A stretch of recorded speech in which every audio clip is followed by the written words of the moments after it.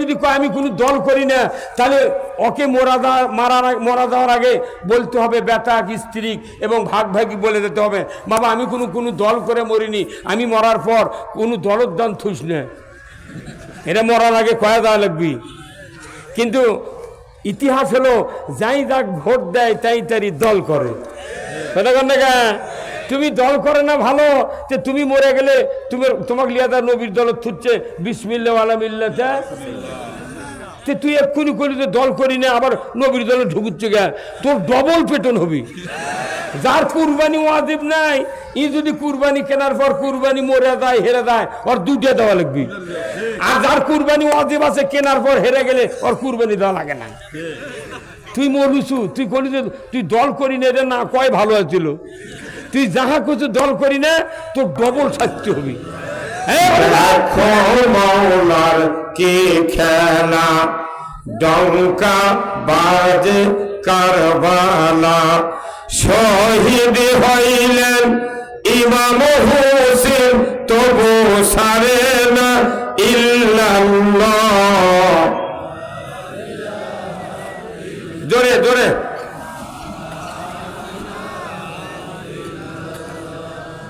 লা ইলাহা লা ইলাহা ইল্লাল্লাহ মুহাম্মাদুর রাসূলুল্লাহ সাল্লাল্লাহু আলাইহি সাল্লাম। আলহামদুলিল্লাহ, সমস্ত তারিফ প্রশংসা মহান রব্বুল আলামিনের জন্য, যিনি আমাদেরকে রংপুর একটা বিভাগ, এই বিভাগের অন্তর্গত পীরগাছা উপজেলা, তার অন্তর্গত সৈয়দপুর একটি গ্রাম, এই গ্রামের একটি নুরানি মাদ্রাসা হাফিজিয়া, এই মাদ্রাসা তাফসিরুল কোরআন মাহফিলে বসে কোরআন, ইসলাম, রসুলের আদর্শ, দুনিয়াতে চলার পর জীবন ব্যবস্থা, আখিরাতের মুক্তি, দুনিয়ার শান্তি, অর্থনীতি, সমাজনীতি, রাজনীতি, বিভিন্ন দিকের দিক ও বিভাগ আমাদেরকে বলা জানা শোনার যে মুনিব সুযোগ করে দিচ্ছেন, সেই মুনিবের দরবারে সবাই জোরে সোরে পড়ি আলহামদুলিল্লাহ। লাখ কোটি দরুদ সালাম বিশ্ব জাহানের বিশ্ব নেতা, সুলতানুল আম্বিয়া, ইমামুল মুরসালিন, শাফিউল মুজনাবিন, রহমাতুল লিল আলামিন, যিনি হলেন তামাম পৃথিবীর শ্রেষ্ঠ স্বামী, শ্রেষ্ঠ বাবা, শ্রেষ্ঠ নানা, শ্রেষ্ঠ রাখাল, শ্রেষ্ঠ সেনাপতি, শ্রেষ্ঠ যোদ্ধা, তিনি হলেন শ্রেষ্ঠ সফল রাষ্ট্রনায়ক। সবাই বললেন একা ঠিক? আপনারা কোন ঠিক? আপনারা কোন বিষয় ঠিক? এই কথা কি হলো না? আমি আবার কথা রিপিট করব, যিনি মুখ খুলবেন না তারও ভিডিও কিয়ামতের দিন আল্লাহ দেখাবি, সব চাপাবাজির চাপা দূর করে দিবে আল্লাহ। হ্যাঁ কথা বল। তিনি হলেন তামাম পৃথিবীর সফল রাষ্ট্রনায়ক। এটা বিশ্বাস করতে কি সন্দেহ হয়? হয় কি? আল্লাহ রসুল বলছেন, আমার নেতৃত্ব, আমার আদর্শ যারা মানতে নারাজ হবে তাদের কোন ইবাদত আল্লাহর দরবারে কবুল হবে না। রসুলের নেতৃত্ব মেনে নেওয়া খালি বাংলাদেশের মুসলমানের অভাব। দাড়ি, টুপি, জুব্বা, উমরা, হজ, এতেকাব, দান, খয়রাত, কুরবানি, পাঞ্জাবি, জুব্বা, পাগড়ি, মাদ্রাসা, মসজিদ, খানকা, যত রকমের রাজনীতি আছে সব মানে, কিন্তু রসুলের নেতৃত্ব এই কথা বল। খালি যদি বাংলাদেশে রসুলের নেতৃত্ব মেনে নেওয়া হতো, আমার দেশে মেম্বার থেকে প্রধানমন্ত্রী পর্যন্ত যারা জনগণের ভোটে নির্বাচিত হন, এনারা যদি খালি রসুলের সফল রাষ্ট্রনায়কের এই আদর্শ মানে নিতে পারত, আমার দেশে চুরি হতো না, আমার দেশে সুদ চলতো না, আমার দেশে জানা চলতো না, আমার দেশে দুর্নীতি হতো না, আমার দেশে বিদ্যুতের দাম বাড়তো না, আমার দেশে সারের দাম বাড়তো না, আমার দেশে হুন্ডা চুরি, গরু চুরি হতো না, আমার দেশের মসজিদগুলিতে জুতো চুরি হতো না। ঠিক একদিন কুটি গেছিলেন,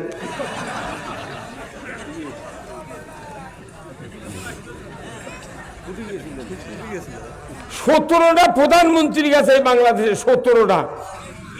এক বেটা নামাজ কায়েমের কথা কয়নি সংসদে, কেউ সার জামা কুমারের কথা কয়নি, চুরি বন্ধের কথা কয়নি, জেলা বন্ধের কথা কয়নি। সব প্রধানমন্ত্রীর দেখা শেষ। কি একটা পুলিশ, ডিসি, এসপি, বড় বড় মাস্টার অফিসার, যারা উপজেলার অফিসার, এরা সব খালি জনগণের ভোট নেয়। কার কার? মুলা আলা, কল্লা আলা, হাঁস আলা, রিক্সা আলা, ভ্যান আলা, তারপর খেটে খাওয়া মানুষ কাদের মধ্যে নেমে মাছ চাষ করে। দুনিয়ার গরিব মানুষের ভোট এই কদের নেয়, লিয়াদার সংসদত যায় খালি ওর খেলেই বেতন বাড়ায়। আরে ভোট দিল কে আর তুই বেতন খালু কার? কত কি ভাই কত? আবার এই বাংলাদেশে হাজার হাজার একর জমি ধান আবাদ হয়, কত ঠিক কিনা? অ্যামিস্টার টপ নামে একটা ইনজেন্ডার ওষুধ আছে, 1630 টাকা দাম। এই ওষুধ না দিলে গামরের সময় পচা মনে ধরে, ধানের দানা হয় না, কালার হয় না। এত গুরুত্বপূর্ণ ওষুধ এটা। সরকার ইচ্ছা করলে এই ওষুধ 1600 টাকার জায়গা ভর্তুকি দিয়ে 500 টাকা করে কৃষক দিতে পারে। তাছাড়া পলক, আমির হোসেন আমু গণভবনে মমতাজের আলমারির মধ্যে এত টাকা থাকলো, আর মানুষ 1630 টাকার ওষুধ কিনলো। 5 মিনিটের মধ্যে এই কত ফাঁসি দিতে হবে, 5 মিনিটের মধ্যে। কি কোন সরকার সংসদে দেয় জনগণের কথা কয় না। ওরা জানে যে অফিসার ঠিক আর পুলিশ অফিসার ঠিক, পুলিশ ঠিক, আমাদের সিআই ঠিক। আর যারা আলুমুলা লাগায়, হাঁস পালে, এর কেড়ে কোনো দরকার নেই। এক মুঠ ধান বেচবো না। এবার ঢাকার যারা কয়জন আসু তোর না খেলে আমার মইবার।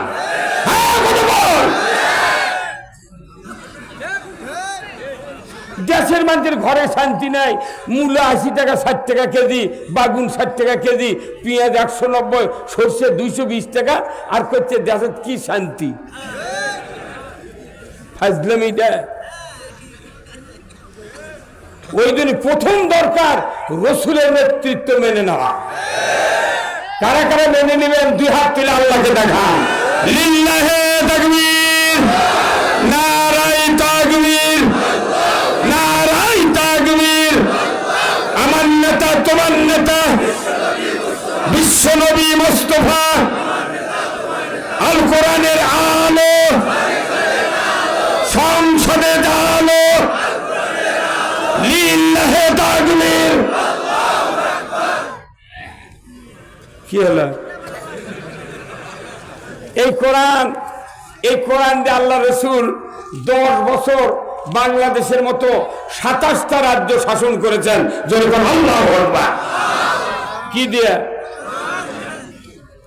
এই মাত্র ১৫০০ বছর আগে। এবার মাইক ঠিক করেন, এত ভালো ভালো গা, কোন রকমের টোটা চলবে না। এই কয়জন মানুষ কথা বুঝলি ফুরে গেল দরবার। এই কোরআন দিয়া আজ থেকে ১৫০০ বছর আগে রসুল্লাহ ১২.৫ লক্ষ বর্গমাইল শাসন করেছেন। আমাদের বাংলাদেশের আয়তন ৫৬,০০০ বর্গমাইল, আর রসুলের রাজত্বের আয়তন ছিল ১২.৫ লক্ষ বর্গমাইল। তার মানে কি বাংলাদেশের মতো প্রায় ২৬-২৭টা রাষ্ট্র জোড়া দিলে যা হবে, রসুলের রাজ্য তত বড়। কি দিয়ে চালাছে? এতগুলো প্রধানমন্ত্রী গেল, তোমার কে মানা করছিল কোরআন দিয়ে চালালে হবে না? এই কোরআন দিয়ে দেশ চালে না, বারবার তা ভোট দেন, কারণটা কি? সেই দিন তো দেশের অনুমতি নিয়ে সভা করা লাগে। এখন ডক্টর ইউনূস আছে, অন্তর্বর্তীকালীন সরকার, ডক্টর ইউনূস কছে উঠে কোনো অনুমতি লাগবে না, ফকিন্নি সভা করলেও কোনো পুলিশের পাও ধরা লাগবে না। এই যে এতগুলা মানুষ এখন আছে, পুলিশের ৪ গাড়ি আসুক তো ধরবে, ওটি গুদ্ধর হয়ে যাবে।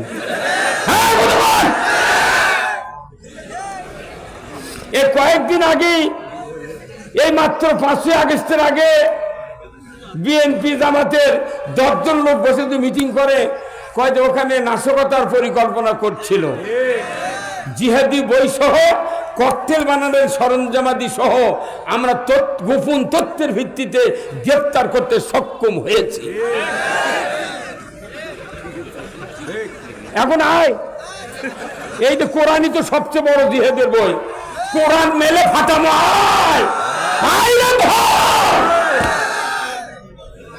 কয় ৫ লেখাপড়া শিখা পুলিশের চাকরি পাচ্ছিল, একটা মানুষ বাড়ি শুয়ে থাকবে দিসনি।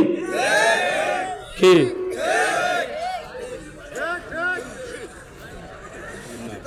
কথা কি? আমাদের কলজাত খিল দিয়ে থুছিল। হায় হায় সর্বনাশ! শোভা উঠলি কয় হুজুর দেখে শুনে কথা কবেন। দেখে শুনে মানে আমি কোরআন শুনে মুখস্থ করে যাচ্ছি, আমি কি দেখে শুনে, দেখে করতে বহু টাইম লাগবে, তাহলে আপনি পাশে বসতে কয়া দেন, আমি শুনে শুনে কমো। পাশে থেকে দেখি আর নেই, পিচ্ছিরে নাকর টিপ দিলে দুধ বাড়াবি, তাই করতে মুক্তিযোদ্ধা আমি। তোর বাপও যুদ্ধ দেখেনি।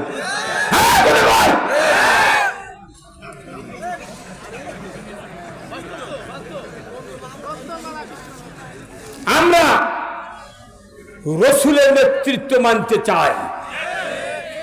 আল্লাহ তাআলা কোরআনে বলছেন, লাকাদ কানা লাকুম ফি রাসূলিল্লাহি উসওয়াতুন হাসানা লিমান কানা ইয়ারজুল্লাহা ওয়াল ইয়াউমাল আখিরা।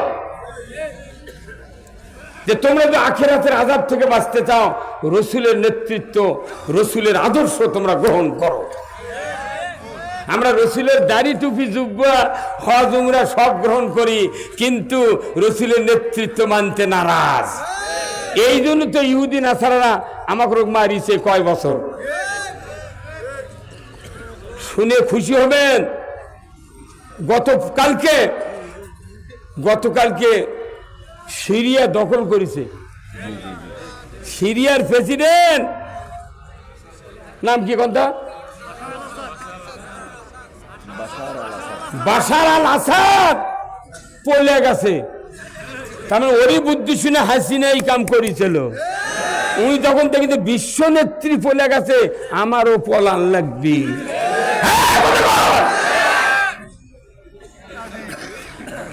তাসখন বোখারা, ভারতের লোক এখন ভিক্ষা করে খাচ্ছে কয়দিনতি। বাংলাদেশের থেকে ভারত কাটা হয়ে গেছে। ভারতের লোক মুখ জিজ্ঞাসা যাচ্ছে, কইছে তোমার জন্য আমরা এখন গরিব হয়ে গেল। বিশ্বের মধ্যে সবচেয়ে ফকিন্নি রাষ্ট্র হলো ভারত। ভারতের সাথে যুদ্ধ হবে। আজকে ফেসবুকে দেশে বাংলাদেশের ট্যাঙ্কগুলি এখন বর্ডারের ধারে মোতায়েন করা হচ্ছে। ভারতের সাথে যুদ্ধ হবে। রসুল বলছেন, গজওয়াতিল হিন্দ ফাইন আদরাকতুহা উলফিক ফিহা মালি ওয়া নাফসি ইলা আখিরিল হাদিস। রাসূল বলছেন, মুসলমানের হিন্দুস্তানের সাথে যুদ্ধ হবে। ওই যুদ্ধে যদি আমি রসুল বেঁচে থাকতাম, তরবারি নিয়ে আমি জান আর মাল খরচ করতাম। সেই যুদ্ধের পরিকল্পনা হয়ে গেছে। আফগানিস্তান দখল আছে, সিরিয়া দখল আছে, এরদোগান তুরস্কের খালি মুস্তাওয়াচ্ছে, ইরান লাফাচ্ছে। আজকে বাংলাদেশ আজকে আমাদের এমন একটা পজিশনে এসে গেছে, যদি চারিদিক থেকে শেখা দেওয়া হয়, ভারত দাদাবাদ দেখুন আব্বা কবি। গত পরশুদিন বিএনপির এক নেতা রুহুল কবির রেজভী ভারতের বয়কট করে মোটকা ফুরফুরে ফেলেন। এখন বিএনপিও বুঝেছে ভারত দেওয়ার কাম হবে না, এখন বাংলাদেশের মুসলমানদের কাম হবে। কথা ঠিক কিনা? আমরা এই জন্য রসুলের নেতৃত্ব ছাড়া আর কারোর নেতৃত্ব মানতে চাই না। আজকের এই সৈয়দপুর নুরানী তালিমুল কোরআন মাদ্রাসার মাহফিলের এই তাফসির মাহফিলের সম্মানিত সভাপতি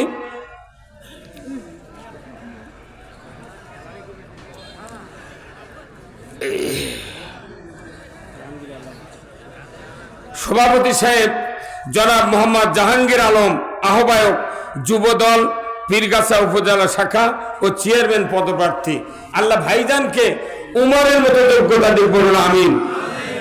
আজকের মাহফিলের সম্মানিত প্রধান অতিথি আলহাজ মোহাম্মদ আফসার আলী, সাবেক উপজেলা চেয়ারম্যান পীরগাছা উপজেলা, সিনিয়র যুগ্ম আহ্বায়ক বাংলাদেশ জাতীয়তাবাদী দল বিএনপি রংপুর জেলা শাখা, আল্লাহ ভাইজানকে দ্বীনের জন্য কবুল করে বলুন আমিন। আজকের মাহফিলের সম্মানিত অতিথি আলহাজ মোহাম্মদ আমিনুল ইসলাম রাঙ্গা ভাই, আমন্ত্রিত অতিথি জনাব মোহাম্মদ সালে আহমেদ বাবলু ভাই, আজকের মাহফিলের সম্মানিত জমিদাতা জনাব মোহাম্মদ নুরুন নবী মিয়া ও আলহাজ মোহাম্মদ মফিজুল ইসলাম সহ বিশেষ অতিথিবৃন্দ এবং আজকের এই মাহফিলের সম্মানিত মেহমান বৃন্দ মাওলানা আজিজুল ইসলাম আকন্দ, মাওলানা ফয়জুল হক সহ মঞ্চে বসা সুধীবৃন্দ, বিভিন্ন পর্যায়ের নেতৃবৃন্দ, চেয়ারে বসা বিশেষ মেহমান বৃন্দ, সামনে বসা মুরব্বিনে কেরাম, হাজী সাহেবগণ, বিভিন্ন মসজিদের ইমাম, মুয়াজ্জিন, মুক্তাদি সহ বিভিন্ন রাজনৈতিক দলের নেতৃবৃন্দ, যুবক ভাইরা, প্রাইমারি, মাদ্রাসা, হাই স্কুল, কলেজ, বিশ্ববিদ্যালয়ের শিক্ষক মহোদয়গণ, ছাত্র ভাইয়েরা, পর্দার অন্তরালে হাজারো মা বোনেরা, কচি কাচারা এবং আজকের এই মাহফিলের প্রচার মিডিয়ার সম্মানিত মাইকালা এবং ভিডিও ম্যান ভাইয়েরা, ইন্তেজামিয়া কমিটি সহ সকল স্তরের ইসলামী জনতা, সবার প্রতি আমার সালাম। আসসালামু আলাইকুম ওয়া রাহমাতুল্লাহি ওয়া বারাকাতুহু। কেমন আছেন আপনারা? আছি ভাই আলহামদুলিল্লাহ।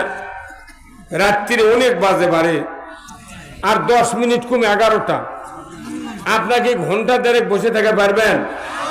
হ্যাঁ, আমাকে থুয়ে তো যাবেন না কেউ? হ্যাঁ, আলহামদুলিল্লাহ। তারপরে আপনাদের কাছে আনা ব্যাগ যাবি, পকেটে যা আছে না বার করে দিয়ে পারবেন? পারবেন? বাড়ির দিলে সোলফল আছে ছোট ছোট, সেগুলো মাদ্রাসার দিতে পারবেন? তখন আও নেই, বলছে মাদ্রাসার দেবো না, কে জিত দেবো? কে জিত দিলে আপনার বেটা নামাজ জানাজা করতে পারবে না, আপনার মৃত্যুর সময় কোরআন পড়তে পারবে না। কেন আপনি সন্তানক মাদ্রাসা দিবেন না, এটা আপনাকে বলতে হবে। কথা ঠিক কিনা? এটা আমি বলবো আপনাদেরকে। শুনতে রাজি আছেন তো? তাহলে আসুন, আমরা কার বান্দা? যাবেন না? কে কে না, আপনাকে বক্তৃতা শোনা লিখবি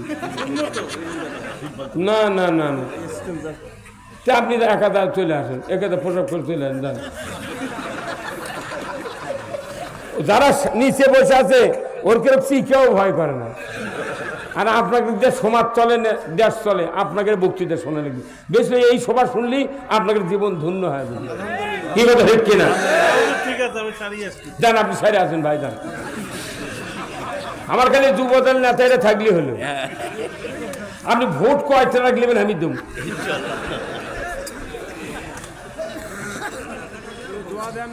ভাইরা আমার, আল্লাহ রাব্বুল আলামিন সৃষ্টি করেছেন, তার ভেতরে দুইটা মখলুকাত শুধু আল্লাহর গোলামি করবে। এক নাম্বার হলো মানুষ, দুই নাম্বার হলো জিন। কথা ঠিক কিনা? আমার আল্লাহ বলছেন, ইয়া ওমা খলাকতুল জিন্না ওয়াল ইনসা ইল্লা লিয়াবুদুন। মানুষ আর জিনকে আল্লাহ সৃষ্টি করেছেন গোলামি করার জন্য। কার? জোরে বলেন কার? তাহলে মানুষ আর জিন গোলামি করবে আল্লাহর, আর যত মখলুকাত আছে সব গোলামি করবে আমাদের। জোরে বলেন ঠিক কিনা? গরু কার গোলামি করে? মহিষ, ঘোড়া, হাতি, হাঁস, মুরগি সব মানুষের গোলামি করে। কথা ঠিক কিনা? তাহলে সব মখলুকাত গোলামি করে মানুষের, আর মানুষ গোলামি করবে কার? আল্লাহ। এখন এই গোলামি কি 24 ঘন্টা, একদিন, এক মাস, বছরে 2 দিন, পুরো টাইম গোলামি করতে হবে। আপনি যে ঘুম পারবেন এটাও গোলামি, আপনি ভোট দিবেন এটাও গোলামি, আপনি ব্যবসা করবেন এটাও গোলামি, আপনি ওজনের মানুষকে জিনিস দিবেন এটাও গোলামি। তাহলে সব যদি গোলামি হয় তাহলে সব জায়গায় গোলামি থাকতে হবে আল্লাহ। সে আল্লাহ কি সব জায়গায় গোলামি করার কথা বলেন নাই? তাহলে মখলুকাত কয়টা গোলামি করবে? 2টা, একটা জিন, একটা মানুষ। জিনের বক্তৃতা কেউ কোনদিন করিছে? আমরা করি। জিনের বক্তৃতা সমাজত নাই, ওরকে দল নাই, ওরকে জনসভা নাই, মাদ্রাসা নাই, মাইকিং নাই, ওরকে কথাই নেই। কিন্তু খালি তার মখলুকাত থাকে কয়টা? কারা? তারা কারা? আমরা। কোন আমরা? মানুষ কোন আমরা কি? এখন আমরা গোলামি কিভাবে করছি কোন তো? আচ্ছা, এখানে যত লোক আছে, আপনারা জানেন প্রত্যেকটা মসজিদে কি একটা করে মুয়াজ্জিন নাই? মুয়াজ্জিন আজান দেয়। জুমার দিনে যত মানুষ মসজিদে যায় দেখবেন 2 আনা লোক খালি 5 ওয়াক্ত নামাজ পড়ে, তারা মসজিদে যায়। আর যে 14 আনা থাকলো তারই 10 আনা লোক খালি শুক্রবারে নামাজ পড়ে। আর 4 আনাতে থাকলো এরা খালি মাগরিব পড়ে আর জোহর পড়ে। ফজরের সময় চেতন পায় না, আসরের সময় আলু বান্ধে দেবেন লেগে আদার পায় না, আর এসার সময় পাও ধয় না। কথা কন। আবার যে মুয়াজ্জিন আজান দেয় বছরের, কে ভাই মাইক এরকম করে কেনা? যে মুয়াজ্জিন আজান দেয় এই মুয়াজ্জিন 1825 বার বছরে আজান দেয়। কতবার? 1825 বার মসজিদে আজান দেয়। গ্রামের মানুষ মসজিদে যায় কিন্তু মুয়াজ্জিনের বেটারা যায় না। এই কথা কোন না? আবার ইমাম ইমামতি করে 10 বছর হলে, ইমাম ইমামতি করে কিন্তু ইমামের বেটারা নামাজ পড়ে না। আবার হাজি হজ করছে 4 বার, ওর বেটারা নামাজ পড়ে না। মসজিদে যায় মুতাল্লি, ই ফজরত যায় না। কতক্ষণ? তাহলে এইভাবে দেখা যায় বাংলাদেশে এখনো নামাজির তুলনায় বেনামাজি অনেক বেশি। তাহলে বলুন তো এই বেনামাজি নামাজি বানাবি কে? আল্লাহ। জনসভা ডাকবি আল্লাহ বানাবি কে? কথা তোমার। তাহলে আপনারা যে মসজিদের নামাজ পড়ছেন এই ইমামগুলো এখনো কয়নি যে নামাজ কে কায়েম করবি? ওরকে বেতন দিচ্ছেন কে? চোখ আপনি? হ্যাঁ, আল্লাহ নামাজি বানাতে পারে না, বক্তা নামাজি বানাতে পারে না, মসজিদের ইমাম নামাজি বানাতে পারে না, তাবলীগ বানাতে পারে না, জামাত বানাতে পারে না, কোন ইসলামী দল মানুষকে নামাজি বানাতে পারে না। তাহলে কে বানাবে? কোরআনকে বলতে হবে। কথা ঠিক কিনা? কোরআন বলছে সূরা আল হজ 41 নম্বর আয়াত, আল্লাযীনা ইম্মাক্কানাহুম ফিল আরদ আকামুস সালাতা ওয়া আতাউয যাকাতা ওয়া আমারু বিল মারুফ ওয়া নাহাউ আনিল মুনকার ওয়া লিল্লাহি আকিবাতুল উমুর। জয়কার মারহাবা। আল্লাহ বলেছেন যদি কোনো মুসলমান প্রধানমন্ত্রী হয়, কি হয়? জোরে কর না কি? প্রধানমন্ত্রী হয়, রাষ্ট্রপতি হয়, সরকার হয়, প্রেসিডেন্ট হয়, ক্ষমতায় যায়, তাহলে তার কাজ 4টা দফা চালু করা, 4টা আইন পৃথিবীতে কায়েম করা। 1 নাম্বার নামাজ কায়েমের আইন, 2 নাম্বার যাকাত আদায়ের আইন, 3 নাম্বার ন্যায়ের আদেশ, 4th নাম্বার অন্যায়ের নিষেধ।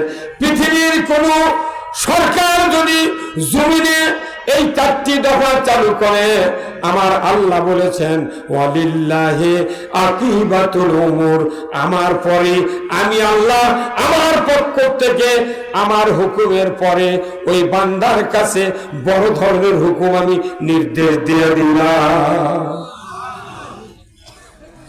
এর দ্বারা বোঝা যায় রাষ্ট্র শক্তি ছাড়া নামাজ কায়েম করার কেউ নেই। যারাই রাষ্ট্র পরিচালনা করে ওরাই বেনামাজির গ্যারেজ। ওরা যদি নামাজি হলে নি, তাহলে মমতাজের গান সংসদে হলো না, ফাট্টা যায় বক্তা ফাট্টা যায়, এই কথা বল না। ওই গান শুনে সংসদ আবার কেউ কেউ তালি দিছে, যাই তালি দিছে ওর ইমান নাই। আল্লাহ তাআলার রাসূল বলছেন কোরআন শুনলে ঈমান বাড়ে আর গান শুনলে ঈমান মরে। ওই সংসদে যে কয়দিন ছিল ওকে কয়জনের ঈমান মরে গেছে, সেই জন্য আলেমক ধরে ফাঁসি দিয়েছে, জেলে তুলিছে, 1 খুন করছে, আয়না ঘরে তুলিছে, সারা বাংলাদেশ কারাগারে পরিণত করে দিল। ওদের কাউরে যদি ঈমান থাকতো এই কাজ বাংলার জমিনে হতো না। আওয়াজ ধীরে হলো গা, এখনই ভিড়, শেষ পর্যন্ত ঠিক বলতে হবে। ভাইরা আমার, নামাজ কায়েম করবে কে? এই জনগণ কে? সরকার। কোন সরকার? নামাজ কে কায়েম করবে? এটা আপনার জানা লাগবে, এটা মুখস্থ থাকা লাগবে। সরকার হলো নামাজ কায়েমের জন্য সবচেয়ে বড় শক্তিধর। সরকার যদি নামাজ না কায়েম করে, আমাকে বক্তৃতায় নামাজ কায়েম হবে না। কি তাহলে নামাজ যদি সরকার আইন করে যে আজ থেকে বাংলাদেশে 5 ওয়াক্ত নামাজ আইনের মাধ্যমে ফরজ করা হলো, যে ব্যক্তি 1 ওয়াক্ত নামাজ কাজা করবে ফেতরা পরিমাণ 70 টাকা জরিমানা, 1 ওয়াক্তের জন্য 2.5 ঘন্টা হাজুত, তার 6 ওয়াক্ত বেতের ধরে 6 আদে 300, 6 কুড়ি 120, 420 টাকা একদিনে জরিমানা, আর একদিনে 15 ঘন্টা হাজুত 24 ঘন্টার মধ্যে। ইমাম সাহেব, মুয়াজ্জিন সাহেব, আপনাদের দায়িত্ব দেওয়া হলো, যারা যারা বেনামাজি আছে আপনার গ্রামের, তারপর আগামীকাল 8টার মধ্যে পীরগাছা থানার ওসির কাছে তালিকা দিয়ে দেন। ইমাম মুয়াজ্জিন তো ভালো জানে কে বেনামাজি কে নামাজি। চেয়ারম্যান মেম্বারের দায়িত্ব দিলে ওরা নামাজি লোকের তালিকা দিবি। কাল চেয়ারম্যান মেম্বার তো জুম্মার যায় না, ওরা খালি সবাই দেশে কয় বিসমিল্লাহির রহমানির রহিম, আমরা মুসলমান, নামাজ পড়বেন। পরে খোঁজ নিয়ে দেওয়ার বই থেকে শুনি কিছু অজুই করে না। ওই নামাজের কথা কয় খেতে জানেন, আমার কাছে ওই কথা ভোট দেয়।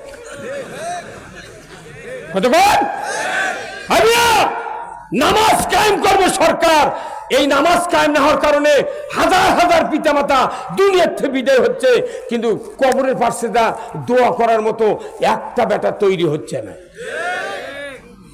আল্লাহ রাসূল বলছেন একটা নামাজি কোরআন প্রেমিক একটা সন্তান যদি বাবার কবরের পাশে যা একবার সূরা ফাতিহা 3 বার সূরা ইখলাস পড়ে যদি আল্লাহর কাছে দোয়া করে, রব্বির হামহুমা কামা রব্বায়ানি সগীরা, 40 দিনের জন্য পিতামাতার কবরে আযাব আল্লাহ মাফ করে দেয়। তাহলে এইরকম সন্তান বক্তা বানার পারলো না, ইমাম বানার পারলো না, ওই তবলিগ বানার পারলো না, কোনো ইসলামী দল পারলো না, তাহলে এই সরকারের দায়িত্ব এদেরকে নামাজি বানান। তাহলে আমার সন্তানকে আমি নামাজি বানাতে চাই, তাহলে ইসলামী সরকার আগে কায়েম করতে হবে। কি ভাই কথা কোন না?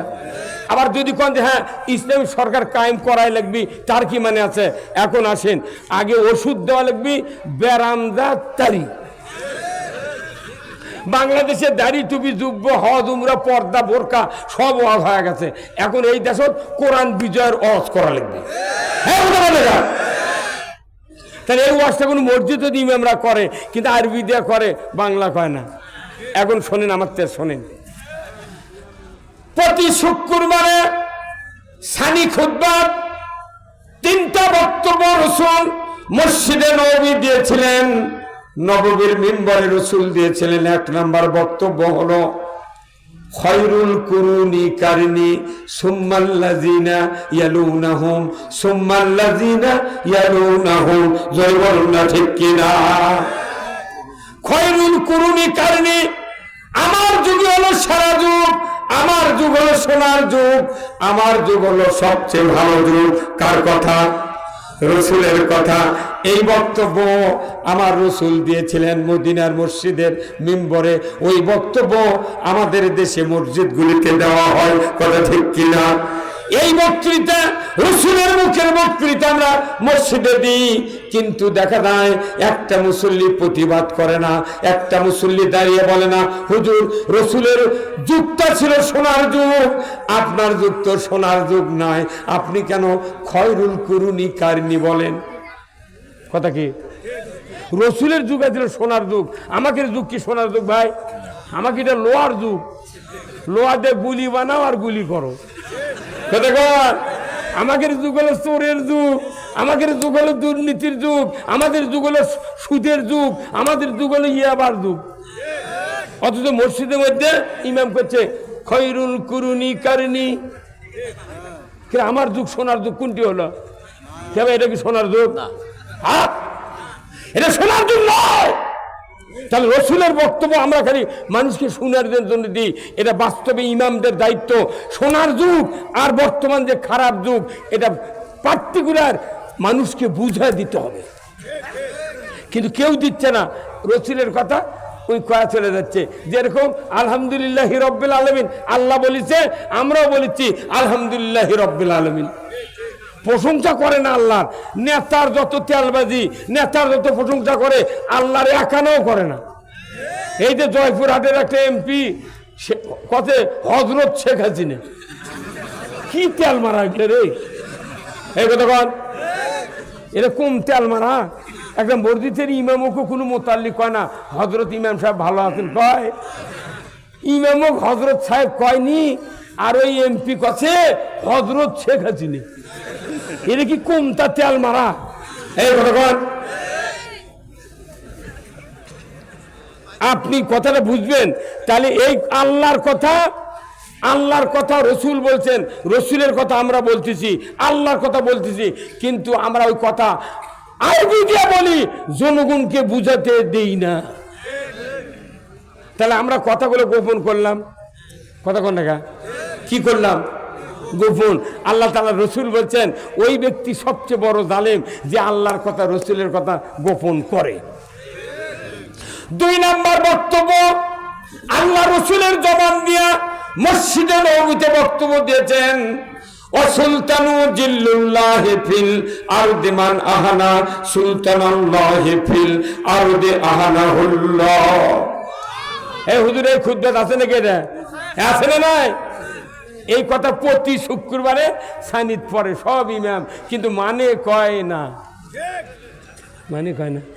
তাহলে ইমাম যদি এর মানে না জনগণ বুঝে দেয়, তাহলে আপনি দেশ কিটা ভালো করবেন? এর মানে হলো ওয়াসুলতানু জিল্লুল্লাহ, ন্যায়পরায়ণ শাসক আল্লাহর ছায়া সরিয়েছে, ওদের কর আল্লাহু আকবার। ন্যায়পরায়ণ শাসক আল্লাহর ছায়া সদৃশ্য। এর কারণ হলো রসুল যখন মক্কাতে ছিলেন, রসুল যখন মক্কাতে ছিলেন, মক্কাতে জালিমের জুলুমে সাহাবীরা অতিষ্ঠ হয়ে গিয়েছিলেন। মার খেতে খেতে তাদেরকে শহীদ করে দিয়া, জেল জুলুম দিয়া সাহাবাদেরকে এমন অতিষ্ঠ করে ফেলে দিয়েছিলেন। আল্লাহর নবী হঠাৎ করে একদিন কাবা শরীফের ছায়ার ভেতরে কম্বল বগলের নিচে দিয়ে একটু ঠেস দিয়ে আরাম ফরমাচ্ছেন। এমন সময় হযরতে খাব্বাব রাদিয়াল্লাহু তাআলা আনহু রসুলের সামনে হাজির হলেন। আল্লাহ রসুলকে সালাম দিলেন, আসসালামু আলাইকা ইয়া রাসূলুল্লাহ ইয়া হাবিবাল্লাহ মাতা নাসরুল্লাহ। হে আল্লাহর রসুল, আল্লাহর সাহায্য কি আসবে না? আল্লাহর কি সাহায্য আসবে না? ওই সময় রসুল এই কথা শোনা মাত্রই কম্বল বগলের নিচ থেকে টান দিয়ে সোজা হয়ে বসলেন। রসুল বললেন, খাব্বাব তুমি এত তাড়াহুড়া করছো কেন? তোমার এত তাড়াহুড়া করার কোনো কারণ নাই। কারণ আমাদের পূর্বে যারা দিনের দাওয়াত দিয়েছিলেন তাদের কাউকে করাত দিয়ে দ্বিখণ্ডিত করা হয়েছে, কাউকে লোহার চেরুনি দিয়া হাড্ডির থেকে গোশতগুলি নেমে ছিঁড়ে ফেলে দেওয়া হয়েছে, কাউকে উত্তপ্ত তেলের ভেতরে ফেলে দেওয়া হয়েছে, কাউকে শুনিয়ে চলে হত্যা করা হয়েছে। হে খাব্বাব, এত অত্যাচার জুলুমের পরেও কোন দিনের দায়ী দিনের রাস্তার থেকে এক চুল পরিমাণ সরে যায় না, সরে তো যায় নাই। হে খাব্বাব, সেদিন বেশি দূরে নয় যেদিন সানআ থেকে হাজরামউত পর্যন্ত একজন ষোড়শী যুবতী সোনার অলংকার পরিহিত অবস্থায় যৌবনের লাবণ্যতা নিয়ে একা একা এই 1250 কিলোমিটার পথ একা একা যাবে আসবে। লা ইয়াখাফু ইল্লাল্লাহ, আল্লাহর ভয় ছাড়া কারো ভয় থাকবে না। সেদিন বেশি দূরে নয়, জোরে বলেন আল্লাহু আকবার। রাসূল যখন হযরতে খাব্বাবকে এই কথা বললেন, খাব্বাব রাদিয়াল্লাহু আনহু মুস্কি হাসি দিলেন, আলহামদুলিল্লাহ পাঠ করলেন। হযরতে খাব্বাব বললেন, ইয়া রাসূলুল্লাহ, তাহলে এমন একটা সূর্য কি আমরা দেখতে পাবো? রাসূল বললেন, হ্যাঁ দেখতে পাবে অবশ্যই।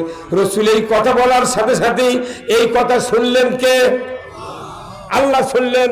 আল্লাহ বললেন, এ জিবরাইল কোথায়? তাড়াতাড়ি করে আমার কাছ থেকে একটা কথা নিয়ে মুহাম্মদ সাল্লাল্লাহু আলাইহি ওয়াসাল্লামের কাছে তুমি দিয়ে আসো। আমার রাসূলকে এই কথা বলে আমার কাছে দোয়া করতে বলো, আমি আল্লাহ রাসূলের এই মনের চিন্তা চেতনা অতি তাড়াতাড়ি দূর করে দেব। জিবরাইল সাল্লাম বললেন, লাব্বাইক আল্লাহুম্মা লাব্বাইক, আমি হাজির আল্লাহ। আল্লাহ বললেন, জিবরাইল, বনি ইসরাইলের একটা আয়াত নিয়ে তুমি তাড়াতাড়ি করে মুহাম্মাদের কাছে চলে যাও, তাকে গিয়ে বলো, ওয়াকুর রাব্বি আদখিলনি মুদখালা সিদকিন ওয়া আখরিজনি মুখরাজা সিদকিন ওয়াজআলনি মিন লাদুনকা সুলতানান নাসীরা। আমার আল্লাহ বললেন, এই আয়াতটা পড়ে আমার কাছে যেন দোয়া করে, হে রব, আমাদেরকে আপনি সত্যবাদীদের দলভুক্ত করুন, আর আমাকে একটা রাষ্ট্র দিয়ে সাহায্য করুন, না হয় অন্য একটা রাষ্ট্র দিয়ে আমাকে সাহায্য করুন। আল্লাহ নবী রাষ্ট্র শক্তি চাচ্ছেন কার কাছে? আর আমাদের দেশের কিছু লোক কয় নবী তো চাইনি, মনে হয় নবীর সাথে জন্মেছে। এই কথা কন না?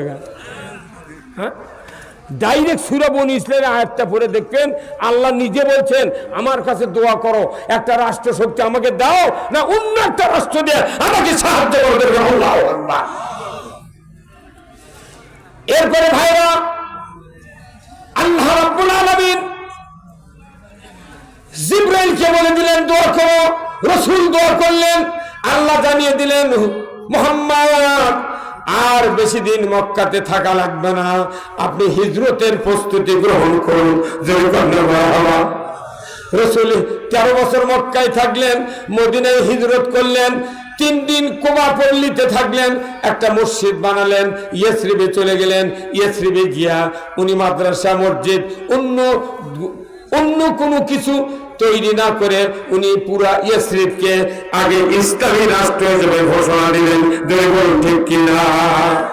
ইসলামী রাষ্ট্র যদি কায়েম না করা হয় তাহলে এই দেশের জুলুম, নির্যাতন, নিষ্পেষণ কোন রকমের দূর করা সম্ভব নয়। আল্লাহ নবী আগে ইসলামী রাষ্ট্র গঠন করছেন। আপনাকে এখানে যে শীত, আরো 1 মাস পর শীত বেশি হবে না ভাই? এখানে বেশি হবে না? আচ্ছা, যখন শীত বেশি হলো, মসজিদের মুয়াজ্জিন আযান দিচ্ছে, আস-সালাতু খায়রুম মিনান নাওম। কিছু কিছু বৃদ্ধ মানুষ, অসুস্থ মানুষ, তাদের খুব ইচ্ছা মসজিদে যা নামাজ পড়বে, কিন্তু তাদের আজমা আছে, সর্দি আছে, ঠান্ডা লাগে খুব। ওই যদি চিন্তা করে ঠান্ডা পানিতে ওযু করা তো আমার কষ্ট, তাহলে আমি নামাজটা আগে বিনা ওযুতে পড়ে নিই। কতক্ষণ থেকে নামাজটা আগে বিনা ওযুতে পড়ি ফজরের, পরে সকালবেলা যখন বেলা উঠবি 10টার দিকে ওযু করে নিলেই হবে। নামাজ হবে? এই নামাজ হবে? নামাজের জন্য অজু ফরজ। উনি করছে বিনি অজুতে নামাজ পড়বো কে না? ঠান্ডার মধ্যে অজু করা যাবে না, পরে অজু কর্ম। এটা কার আইন? এটা ওই মানুষের আইন। আর আল্লাহর আইন হলো অজু করে তুমি নামাজ পড়ো। আর ই আইন করেছে যে অসুস্থ, এখন আর অজু নয়, আমি বেলা উঠলে পরে অজু করবো, নামাজ হবি ভাই। আমাকে দেখতে রসুলের আদর্শ কি? রসুলের আদর্শ উনি যে আগে ইসলামী রাষ্ট্র কায়েম করছেন। কতক্ষণ আমাকে 16 বছর যে জেল জুলুম হচ্ছে, এটার থেকে পরিত্রাণের জন্য আগে ইসলামী রাষ্ট্র দরকার। হ্যাঁ, কতক্ষণ লেখা কেন দরকার? নামাজের চেয়ে ইসলামী রাষ্ট্র কায়েম করা ফরজ বেশি, রোজার চেয়ে বেশি, ফরজ গোসলের চেয়ে বেশি। আপনার যে কেরাজকার দাড়ি টুপি জুব্বের থেকে হজর থেকেও ইসলামী রাষ্ট্র কায়েম করা বেশি ফরজ। তাছাড়া হজ করবার যা কৃষক হাজিরা কয় যে ইন্নাল হামদা ওয়া নিয়ামাতা লাকাল মুলক, এর অর্থ হলো কি? সমস্ত প্রশংসা আল্লাহ তোমার জন্য। আর পৃথিবীতে যত নিয়ামত আছে সমস্ত নিয়ামতের উপর বড় নিয়ামত হলো তোমার রাজত্ব। হজ করবার যা করছে তোমার রাজত্ব উত্তম। ওই হজ করে আসে ব্যালট পেপারে ভোট কার্ড দিচ্ছ, তোর বাটাম ফাটাবি, তোর বাটাম ফাটাবি, বলে দিচ্ছি না? বোঝা গেল? আজকে আগে অজু করলে নামাজ হয় না। ইসলামী রাষ্ট্র কায়েম না হলে 99% ইমান নিয়ে বাঁচা যায় না। আগে ইসলামী রাষ্ট্র দরকার। কি ভাই, কথা বল না? হ্যাঁ, ইসলামী রাষ্ট্রের বিরোধিতা করছে হাজার হাজার মানুষ, কোটি কোটি মানুষ বাংলাদেশে ইসলামী রাজত্বের বিরোধিতা করছে। আমার আল্লাহ বলছেন রসুলের ভাষায়, রসুল বলছেন অসুলতানু জিল্লুল্লাহ, ন্যায়পরায়ণ শাসক, কোরআনের শাসক, আল্লাহর শেষ সদৃশ্য। যে বা যাহারা কোরআনের রাজত্ব কায়েমের বিরোধিতা করলো তারা যেন স্বয়ং আল্লাহর বিরোধিতা করলো। আল্লাহর বিরোধিতা করে তোর হজ কি, তোর উমরা কি, তোর জেকের কি, তোর তওবা কি, তোর কুরবানি কি? গোল্লায় যাবি। কত কন্যা এই তালবাজি মারা বক্তৃতা দিয়ে, এই পামপট্টির বক্তৃতা দিয়ে বাংলাদেশের মুসলমান শেষ করছে। আর বাংলাদেশে কোনো পামের বক্তৃতা হবে না, এখন কাজের বক্তৃতা হবে। ইসলামী রাষ্ট্র কায়েম করা ফরজ। যদি ফরজ না হবে, চলুন আমরা রসুলের সাহাবীদের জীবনীতে যাই। কি ভাই বেজার হচ্ছেন আপনারা? দুই একজন খুসখুস করে উঠে যাবি, তার কি এগুলো সহ্য হবে না? ওরা তেলবাজি মার্কা।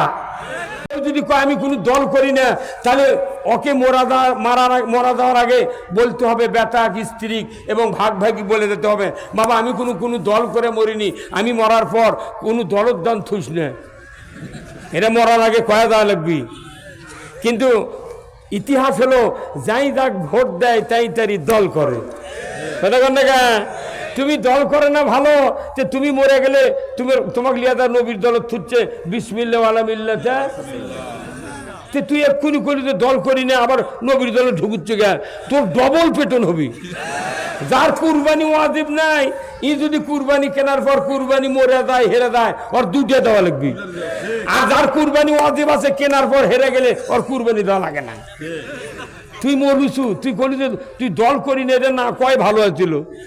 তুই যাহা কিছু দল করি না, তোর ডবল শাস্তি হবি। এই কোরআন শরীফ কার কিতাব? কথাগুলা কার? এই কোরআনে কয়টা দল আছে? এই দুটা। আল্লাহর দল, রসুলের দল। তাহলে দেখেন আপনি যদি কয় তাহলে ওরা কি করবি? এই কোরআনে দল আছে দুটি, একটা হিজবুল্লাহ, হিজবুল শয়তান। কি কথা কি না? তাহলে এই কোরআনের যেগুলো কথা আছে সেগুলো আল্লাহর, আবার হিজবুল্লাহর দলের প্রতিষ্ঠাতা কে? শয়তান। আহারে, আচ্ছা বিএনপির প্রতিষ্ঠাতা কে? জিয়াউর রহমান, শহীদ প্রেসিডেন্ট জিয়াউর রহমান, তাই না? জাতীয় পার্টির প্রতিষ্ঠাতা কে? আমার এরশাদ চাচা। তারপর আওয়ামী লীগের প্রতিষ্ঠাতা কে? না মুজিবুল্লাহ, মৌলানা আব্দুল হামিদ খান ভাসানী। চটি পরে এগুলো লাগিনি আমি। মৌলানা আব্দুল হামিদ খান ভাসানী আওয়ামী মুসলিম লীগ তৈরি করছিল, প্রতিষ্ঠাতা করছে। কি ভাই? কিন্তু ওখান থেকে মুসলিম বাদ দেয়া আওয়ামী লীগ ন্যাংটা করেছে এরা। মুসলিম বাদ দিলি তো ন্যাংটা। একটা মানুষের পরনের থেকে তখন কাপড় খুলে ফেল দেয়, ওই মানুষ কি কয় তখন? কথা কোনে গা? তাহলে দলের থেকে তখন মুসলিম বাদ দিয়েছে ন্যাংটা। হ্যাঁ, আপনি ন্যাংটা দলের শাসন কি কাপুরার মতো পাবেন? তাহলে এইগুলো দলের যার যার মতো প্রতিষ্ঠাতা আছে। আল্লাহ দল করছে, তার দলের নাম হলো হিজবুল্লাহ। তাহলে হিজবুল্লাহ দলের প্রতিষ্ঠাতা কে? আল্লাহ যে দলের প্রতিষ্ঠাতা, সেই আল্লাহ বলছেন ওয়ালতাকুম মিনকুম উম্মাতুন ইয়াদউনা ইলাল খায়রি ওয়া ইয়া'মুরুনা বিল মা'রুফি ওয়া ইয়ানহাউনা আনিল মুনকার ওয়া উলাইকা হুমুল মুফলিহুন। আল্লাহ বলেছেন অবশ্যই একটা দল থাকবে দুনিয়ায়, সমাজে। এই দলের কাজ হবে ইয়াদউনা ইলাল খায়র, হাত দিয়ে মানুষকে ভালোর দিকে থাকবে, ন্যায় কাজের আদেশ করবে, অন্যায়ের কাজের বারণ করবে। আর মানুষগুলির ভেতরে এমন একটা দাওয়াত দিবে যে দাওয়াতের ভেতরে পক্ষপাতিত্ব নাই, কোন রকমের হিংসা নিন্দা নাই। আমার আল্লাহ বলেছেন এই কাজগুলি যারা করবে ওয়াউলাইকা হুমুল মুফলিহুন, আল্লাহ তাআলা বলেছেন তারাই সফল কাম, তারাই হলো বিজয়ী। জয় কন্যা মারহাবা। কোরআনের কথা ওয়ালতাকুম মিনকুম উম্মাতুন ইয়াদউনা ইলাল খায়র, অবশ্যই একটা দল থাকবে কোরআনের পক্ষের, তারা মানুষের সমাজে দাওয়াত দিবে ইয়াদউনা ইলাল খায়র, ভালোর দিকে। কে কথা কোন জায়গা? আজকে নামাজের দাওয়াত তো বহু হচ্ছে, রোজার দাওয়াত হচ্ছে, সুদ হারামের দাওয়াত হচ্ছে, পর্দা ফরজের দাওয়াত হচ্ছে, চুরি বন্ধের দাওয়াত হচ্ছে, হাজারো ভালো কাজের দাওয়াত হচ্ছে। আমরা মসজিদে সার্কুলার দিচ্ছি, নামাজ পড়বেন, পর্দা করবেন, এটা আমাকে সার্কুলার। বক্তৃতা দিয়েছে, কোরআন থেকে সার্কুলার দিচ্ছি, কিন্তু এইগুলি কোনোদিন কায়েম হতে বাংলাদেশত কেন হয়নি? উত্তর হওয়া লাগবে সঠিক। কেন হয়নি কলে উত্তর বলা লাগবে যে এদের হাতে ক্ষমতা নেই। আপনি প্রশ্ন যা উত্তর হলে কি সঠিক, তো এগুলো পাস করবেন। কি কথা ঠিক কিনা? আমাকে হাতে ক্ষমতা, কিন্তু সংসদে তারা গেছিল, ওরা বাজে বাজে কথা সংসদে আলোচনা করছে। কি বাজে কথা? যে দুনিয়ার এই বাংলাদেশে হিন্দু মুসলমান সব জাতি বাস করে, অতএব সব জাতিরই সব ধরনের ধর্মের কথা জানা দরকার। এই জন্য মুসলমানের ধর্ম কিতাবের মধ্যে এই ক্লাস 5 থেকে এগুলো মেলা দেখা দেব দেবীর নাম বিভিন্নভাবে গান বাজনা, আবার দীপুমণি পাশে আলু ভর্তা বানানোর ট্রেনিং দাও, সাইকেল চালানোর ট্রেনিং দাও, ব্যাঙ্গের মতো লাফাও। কতক্ষণে রে কতক্ষণে কি ভাই? বাসর রাত্রে আমাদের দেশের মহিলারা বিয়ে হওয়ার পর বিছনা কিভাবে পারবি এটা তো শিখানো হয়নি কোনোদিন। তাহলে প্রাইমারিতে শিখেছে বিছনা ফালান। এই ট্রেনিং এর আগে কি কেউ আলু ভর্তা বানিয়ে খায়নি? তাই কি মরিচ সারাক বানাছে? এই কতক্ষণ দেখা কেউ কি এই দেশের ব্যাংক লাভান দেখেনি? কেউ কি সাইকেল চালায়নি? সেই 60 টাকার ওরিয়ন সাইকেল তখন থেকে আমরা সাইকেলের চড়ি। 60 টাকা দামে এক সাইকেল, ওরিয়ন সাইকেল দাম হলো 60 টাকা। এখন 12,000 টাকা ফোনে এই পর্যন্ত সাইকেল বিক্রি হলো, 1000 কোটি মানুষ সাইকেলের চললো। তোর কোনোদিন প্রাইমারি হাই স্কুলের ট্রেনিং দেওয়া লাগলো না। আর তুই প্রাইমারি মাস্টার গোলাপি শার্ট গাউট দেয়, কালো প্যান্ট ফিন দেয়, তুই মানুষ খাড়া করে মেয়ে মানুষ ছুটে করে তিরিং তিরিং সাইকেল চালাও। তাহলে এত বড় বাজে কামগুলো সংসদে আলোচনা করলো, ওদের হাতে ক্ষমতা আছে দেখে এই বাজে কাম সমাজে চালু হয়েছিল। আমরা এত ভালো কত কই কোরআন দিয়ে, তারপরে এই সার্কুলই থেকে গেল, কিন্তু কায়েম হলো না। এর একমাত্র কারণ আমাদের হাতে ক্ষমতা নাই। এই কি নাই? শাসন ক্ষমতা যদি থাকে এই দেশ পরিবর্তন করতে ঘড়ি ধরে 5 মিনিট। এই আমার দেশে চুরি হয় কি হয় না? মসজিদে জুতা চুরি হয় কি হয় না? আমার দেশে এতগুলো ইমানদার মসজিদে ঢোকে জুতার এই তলা তলা ভিড়ে দেয়, এইভাবে ধরে নিচমুখে হাত নেয় না। যদি পাঞ্জাবির সাথে ধুলা থাকে, কাদো থাকে, ওই করে কি মসজিদে ঢোকার সময় হাতের জুতে নিয়ে এইভাবে ঢোকে। আগে জুতা চৌকাট পার করে, এই বলে বলে মসজিদে আগে জুতা চৌকাট পার করে, তারপরে মুসল্লি ঢোকে। যে দেশে জুতা চুরির ভয়ে সামনে নিয়ে যা বাংলাদেশ ব্যাংকের টাকা থোয়া বাস করে এইভাবে থবে। অনেক মুসল্লি আছে চোখ মুজে নামাজ পড়ে না ভাই? আল্লাহ আকবরকে চোখ মুজিছে, ও চোখ মুজে সেজদাত গেছে, সেজদাত থেকে ওঠার সময় চোখ মেলে দেখে জুতো আছে নাকি।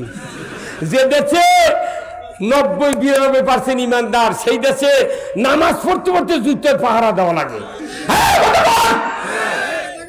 যত সরকার গেল মসজিদের জুতো চুরি বন্ধ হয়নি।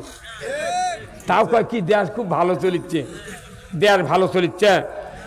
আরে হুন্ডা এখানে রাখলে 6 মাস থাকবি, হুন্ডা নেওয়ার মানুষ থাকবে না। গরু বাইরে বান্ধে রাখবি, গরু চুরি হবে না। আপনার স্যান্ডেল মসজিদে ধুলার নিচে পরে ঘাস উঠবি, একটা স্যান্ডেল চুরি হবে না। সে আইন আছে না নাই? তো সে আইন কায়েম না করে আমাকে করছে, হুজুর আনা মসজিদত করবেন তো যাতে চুরি কেউ না করে। তখন হুজুর আল্লাহ সুরে বলতেছে, ভাইরা আমার চুরি করবেন না। ওই মসজিদে ওই সবার চোরও বসে থাকে। ওরা মনে মনে কয় সুযোগ পালে হুজুরের বাড়িও ছাড়ব না। আমার আল্লাহ বলেছেন চুরি বন্ধের একটা আইন কোরআনে আছে, ওয়াসারিকু ওয়াসারিকাতু ফাক্তাউ আইদিয়াহুমা।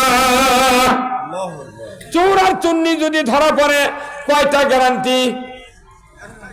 একটা আঙ্গুল কাটা। এই কোরআনুল কারিমে আল্লাহ বলেছেন যদি রাষ্ট্রশক্তি তুমি কেউ হাতে পাও 5টা গ্যারান্টি দিতে হবে, খাদ্য, বস্ত্র, চিকিৎসা, শিক্ষা, বাসস্থান।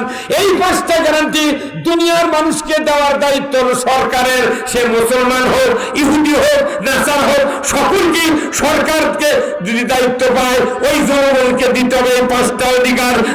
আল্লাহু আকবার।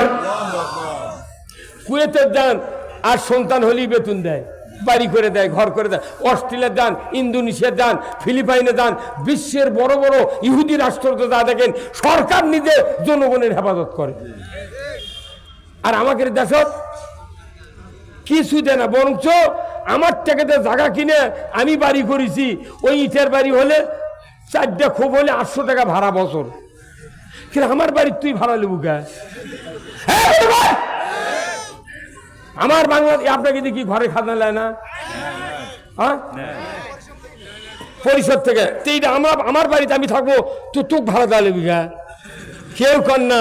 মানে এগুলো নিচে এগুলো টাকা আদায় করে খালি পেটত তুলিচ্ছে। খাদ্য, বস্ত্র, চিকিৎসা, শিক্ষা, বাসস্থান, এই 5টা গ্যারান্টি সরকারকে দিতে হবে জনগণে। কিন্তু এগুলো না দিয়ে আরো জনগণের থেকে উল্টো আদায় করছে। এক চৌকিদার আর এক ওই অফিসার দেখা করছে যে দাদা আপনার ঘর কয়টা? না 9টা। তাহলে 9 আর 450 টাকা দেন। আমার টাকা আমি বাড়ি করছি, তোক দেওয়া লিখে ভাড়া। তাহলে জনগণের ভাড়া যদি তুমি আদায় করো, তোমরা দিলে ঢাকাত বড় বড় বাসার থাকো, কয় তালা? 10 তালাত কমপক্ষে 1000 রুম আছে। তুই আগে ভাড়া আমাকে দিয়ে তারপর আমার ভাড়া নে।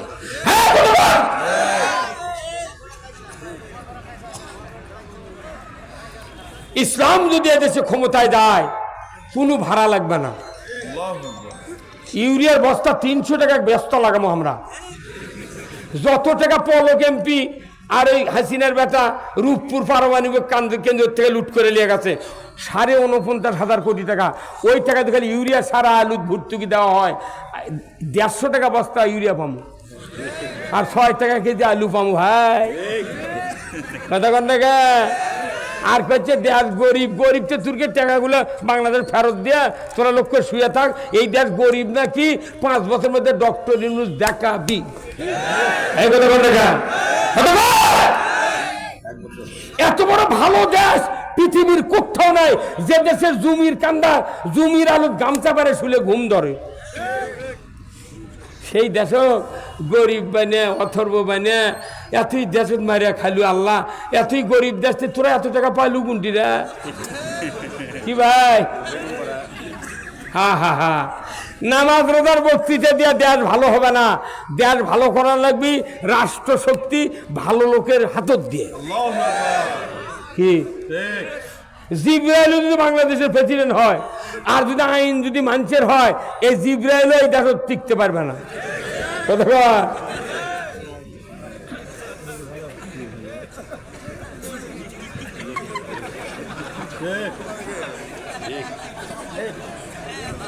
আমি কোন আল্লাহর কথা বলতেছি, কি কথা হচ্ছে না।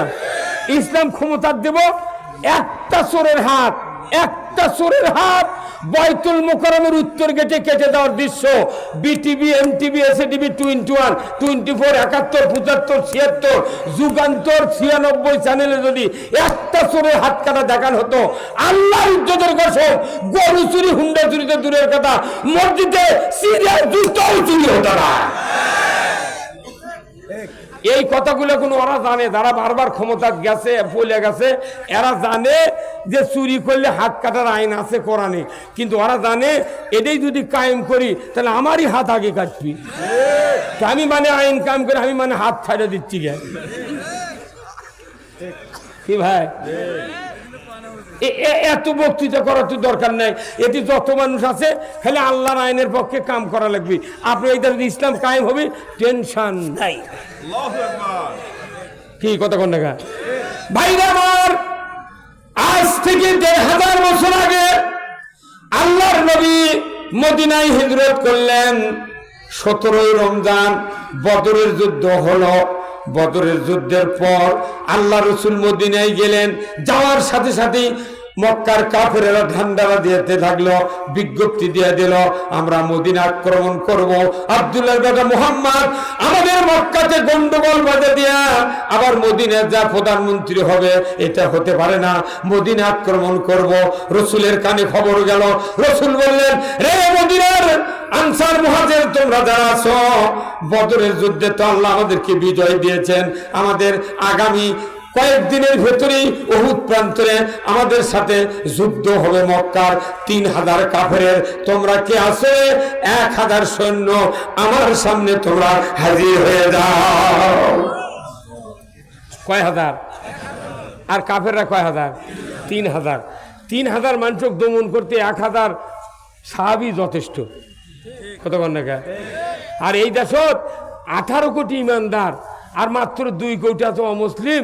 তারই জন্য ভারতের থেকে মিশা কথা লেখে লেখে আমাদের দেশের ইসলাম ঠকাচ্ছে।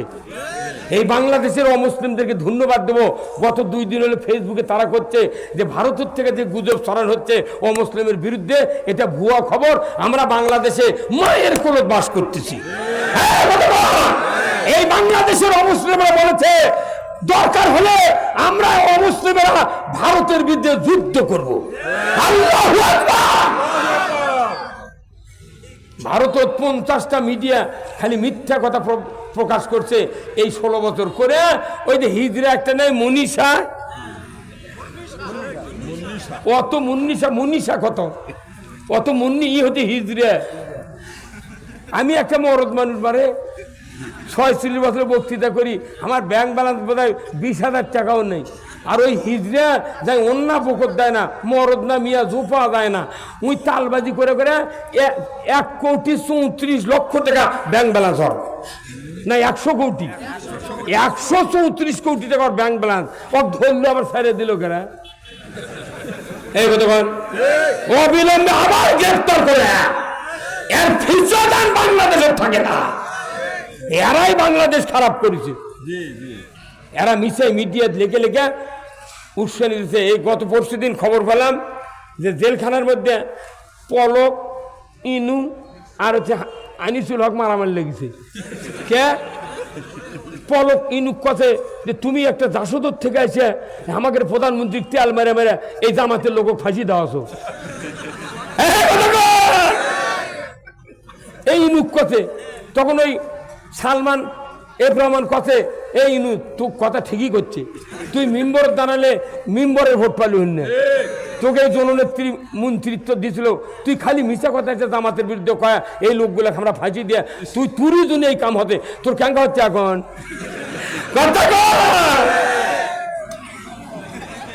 ওরা জেলখানে ঘুরাঘুরি করছে।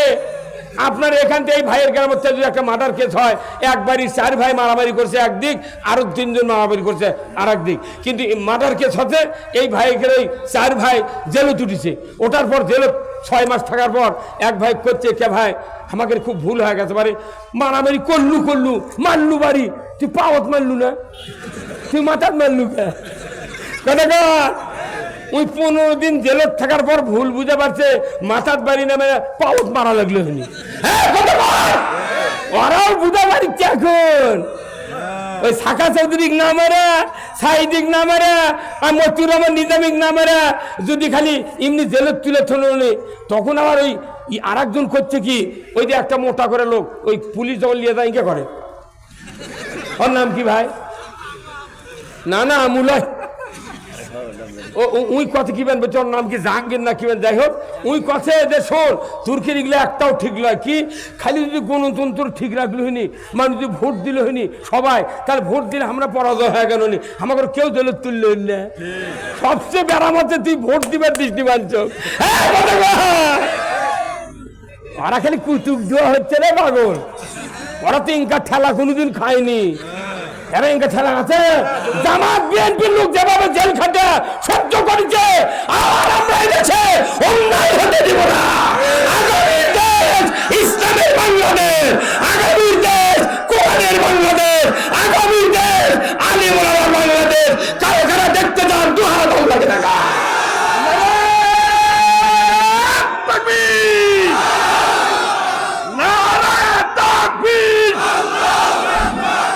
ইসলামী জিন্দাবাদ, জিন্দাবাদ, জিন্দাবাদ। আলহামদুলিল্লাহ, একবার আমরা সকলে মিলে বিএনপিকে 100 সিট দেবো, আমরা ইসলামী দল 200 সিট দেবো, এমনভাবে নির্বাচন করবো ওর করে চোখের সামনে ইসলাম কায়েম করে দেখাবো। কে ভাই ক্যাঙ্কা হচ্ছে? ওরা তখন কবি হাইরে ভুল করছি, আমরা যে ইসলাম কায়েম করলো নি কি এমন পর্যন্ত ক্ষমতা থাকলো নি। ভারতের কথা শুনে ভারতের থেকে ঘুরে আসে আল্লামা সাইদি সাহেবকে ইংরেজের ভিতর বিষ দিয়া পুশ করে হত্যা করা হয়েছে। এর বিচার বাংলাদেশে হবেই হবে ইনশাআল্লাহ।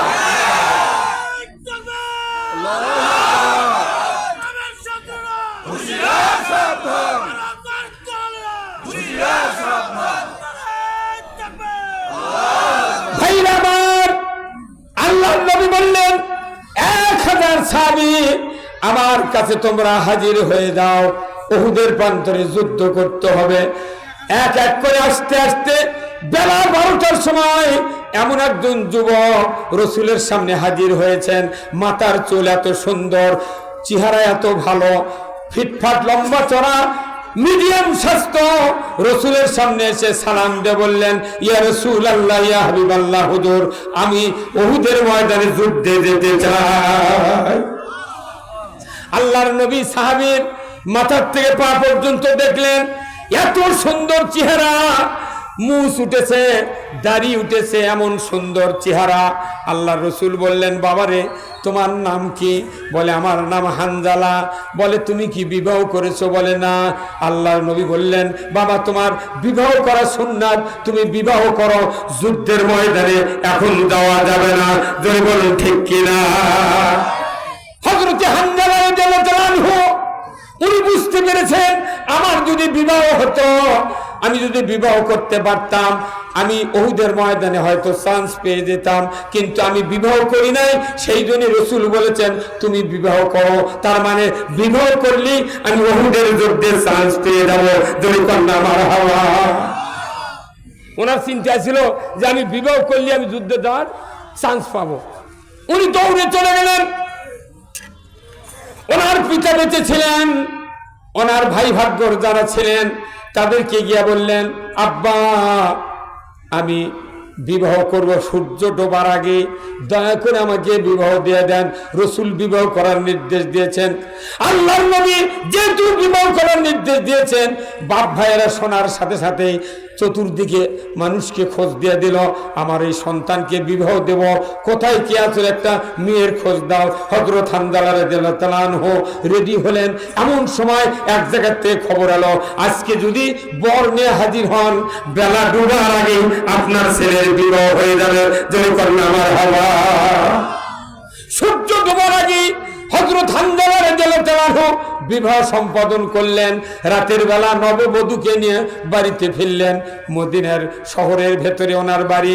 উনি গভীর রাত্রিতে স্ত্রীর সাথে বাসর সজ্জা উদযাপন করার পর ভোর রাতে উনি স্ত্রীকে ডাক দিয়ে বললেন, প্রাণের স্ত্রী চলো না, গোসল করব, তারপরে ফজরের নামাজ পড়ব, একটু ওঠো, তাড়াতাড়ি করে ওঠো। স্ত্রী উঠলেন। স্বামী স্ত্রী দুইজন হাম্মাম খানায় গেলেন। গোসলের আগে প্রস্রাব করলেন, সুন্নত আদায় করলেন, এরপরে উনি গোসল করবেন এমন প্রস্তুতি নিচ্ছেন। কিন্তু হঠাৎ করে মদিনার অলিতে গলিতে ঢান্ডারা কে যেন বাজে মানুষকে সজাগ করে দিচ্ছেন, কুতিলা মুহাম্মদ, কুতিলা মুহাম্মদ। কোথায় কি আসলে মদিনার ঘরে বাইরে নবীজি শাহাদাতের পথে যুদ্ধ উহুদের ময়দানে চলছে, ইসলাম পরাজিতের পথে। কে আসলে তরবারি নিয়ে উহুদের ময়দানে গিয়া রসুলের পক্ষে তরবারি ধরবে, ইসলামের পক্ষে তরবারি ধরবে? কে আসো তাড়াতাড়ি করে বেরিয়ে দাও। এই ঢান্ডারা যখন হাম্মাম খানায় থেকে হযরত হানজালা যখন কানে শুনতে পাইলেন, হানজালা বললেন, ওগো পানের স্ত্রী, আর গোসল করব না, আমাকে তরবারি দাও, যুদ্ধের পোশাক পরিয়ে দাও, আমার ঘোড়াটা সাজিয়ে দাও, আমি মুহূর্তকাল দেরি করব না, যুদ্ধের ময়দানে গিয়ে হাজির হব। জোরে কন্যা মারহাবা। আল্লাহর নবীর সাহাবী যখন এই কথা বললেন, ওনার স্ত্রী বললেন, পানের স্বামী, আপনার উপর গোসল ফরজ হয়েছে, আপনি গোসল করেন, ফজরের নামাজ পড়েন, তারপরে তরবারি দেব, যুদ্ধের পোশাক দেব, আমি ঘোড়া সাজিয়ে দেব, কোনো বিরক্তি করব না, বাধাও দেব না। জোরে বলল সুবহানাল্লাহ। বিয়ে কয় রাত হচ্ছে? এক রাত হচ্ছে। তাইতে কোথায় যুদ্ধের জমো কোথায়? আপনি গোসল করে নামাজ পড়ে যান, তরবারি দেবো, যুদ্ধের পোশাক দেবো, ঘোড়াও দেবো। আমাকে দেশের মেয়েরা হলে খালি পালসার গাড়ি দিছে, 2 লাখ টাকার পালসার গাড়ি দিছে, আজই বিয়ে হচ্ছে, আজই দিছে হুন্ডা। ওই রাত্রে পরের দিন করতে 5 তারিখে আনা ইয়ার জাল মিছিল যা লাগবে। ওই বউ করলো নাকি বাপ হোক ভাই ডেকে নিয়ে এসে লোয়ার সেগুল দিয়ে খাজুরের গাছের সাথে বাঁধতে ছিল কে বলে উনি কুন্টি যাচ্ছ কে বলকে এক রাত হসে কথা কিন্তু রসুলের সাহাবীর বউ কি উনকে আল্লাহ নবীর সাহাবীর কথা শুনে ওনার স্ত্রী বললেন, গোসল করেন, তারপরে তরবারি দেব, যুদ্ধের পোশাক দেব, আপনাকে ঘোড়া সাজিয়ে দেব, আপনি যাবেন, আমি বাধা দেব না। উনি বললেন, ওগো পানের স্ত্রী, আমি গোসল করতে গিয়ে যদি রসুল শহীদ হয়ে যান, ইসলাম যদি পরাজিত হয়ে যায়, আমি হানজালা, আমাকে আসামির কাঠগড়ায় দাঁড়াতে হবে। ওগো পানের স্ত্রী, গোসল করব না, তুমি তরবারি দাও, যুদ্ধের পোশাক দাও, ঘোড়াটা সাজিয়ে দাও। নিজের স্ত্রী হাতে হাত দিয়া তরবারি দিলেন, যুদ্ধের পোশাক পরিয়ে দিলেন, ঘোড়াটা সাজিয়ে দিলেন। হযরত হানজালা বীরের বেশে ওদের প্রান্তরে ঝাঁপিয়ে পড়লেন। যুদ্ধ করতে করতে এক পর্যায়ে হযরত হানজালা রাদিয়াল্লাহু আনহু শাহাদাত বরণ করলেন। মদিনায় খবর চলে গেল, ওগো হানজালার স্ত্রী, তোমার স্বামী শাহাদাত বরণ করেছেন। এই খবর পাওয়া মাত্রই ওনার স্ত্রী দৌড়ে চলে গেলেন উহুদ প্রান্তরে, রসুলের তাবুতে হাজির। ইয়া রাসূলুল্লাহ, যুদ্ধ সমাপ্ত হয়েছে, আপনার কাছে আমার আবেদন, আমার স্বামী হানজালা যুদ্ধে এসে শাহাদাত বরণ করেছেন। আমি জানি শহীদদেরকে রক্তাক্ত অবস্থায় দাফন করেন, কিন্তু ইয়া রাসূলুল্লাহ, আমার স্বামীর উপর গোসল ফরজ ছিল, উনি ফজরের নামাজ আদায় করেন নাই।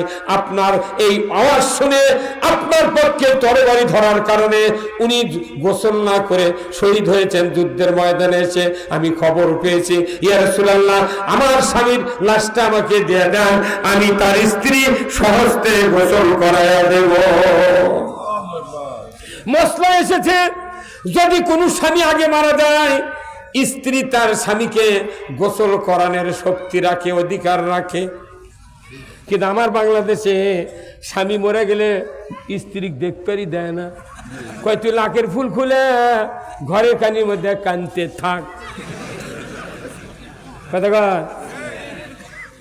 মেলা মহিলা আছে, তারা স্বামী দেখতে চায়, গ্রামের মানুষ ধমক দেয়, হুজুর কি কথা বল না। আর রসুলের সামনে তার স্ত্রী বলছে, আমাকে আমার স্বামীর লাশটা দিয়ে দেন, আমি গোসল করে দেব। পরবর্তীতে মশলা এসেছে, স্ত্রী স্বামীর গোসল করে দিতে পারবে। কারণ কি, জাকানদানির সময় শরীরে যে ব্যথা হয়, জাকানদানির চোটে, এরা নিজের স্ত্রী ছাড়া, নিজের সন্তান ছাড়া কেউ আস্তে আস্তে কোনো লাশ ধোয় না। মরার পর তো মানুষ ছিটকে লেগে দেয় না, মেলা মানুষ আছে বাড়ির কাজ মানুষ তো ধোয়ায়, হয়তো একজনের সাথে ঝগড়া করেছে, ওই মারবার পারেনি, ওই লাশ ধুবের লেগে হুপ করে পোলটা ফেলে দেয়। হ্যাঁ কথা বলে না, উনি করছে ওই মারে পারিনি, ওকে এটার শোধ দিই। কি ভাই কথা বল না? খবরদার, নিজের বাপ যদি মারা যায় আপনি ধোয়াবেন, আপনি যদি মারা যান, মারা যাওয়ার আগে কবেন স্ত্রী, আমি যদি মারা যাই তাহলে তুমি আর আমার ভালো করে গোসল কর, ওই স্ত্রীর নরম হাত দিয়ে আস্তে আস্তে আপনার গোসল করে দিবি। জায়েজ আছে স্ত্রীর গোসল করে দেওয়া, স্বামীকে জায়েজ আছে। আমার দেশে শিক্ষিত বর, শিক্ষিত মেয়ে, শিক্ষিত বরেরা চাকরি করে, মেয়েও চাকরি করে। এখন এই মেয়ে স্বামীকে ডাকে, নাসিম কই যাও? কি মরদ রে বা, নাসিম কই যাও?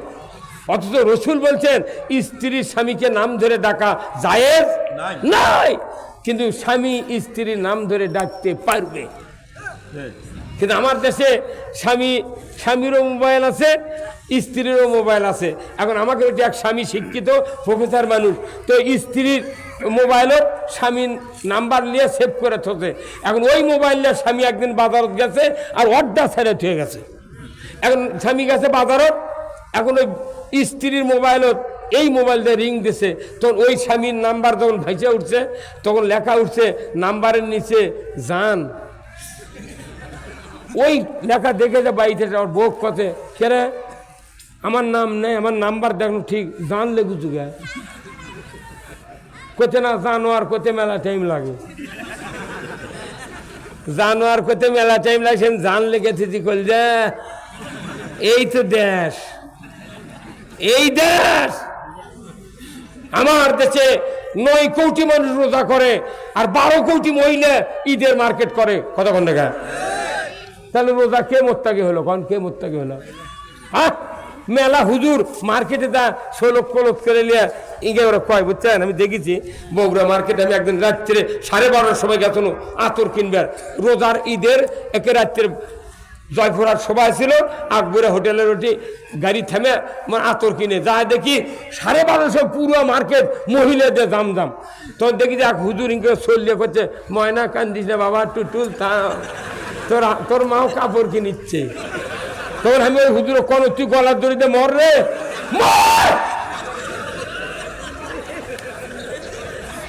একটা হুজুর তাই বগলে মার্কেট করে গেছে ঈদের দিনে, আর সেগুলা হুজুর যদি এই দেশে ইমামতি করে কারু নামাজ হবে না।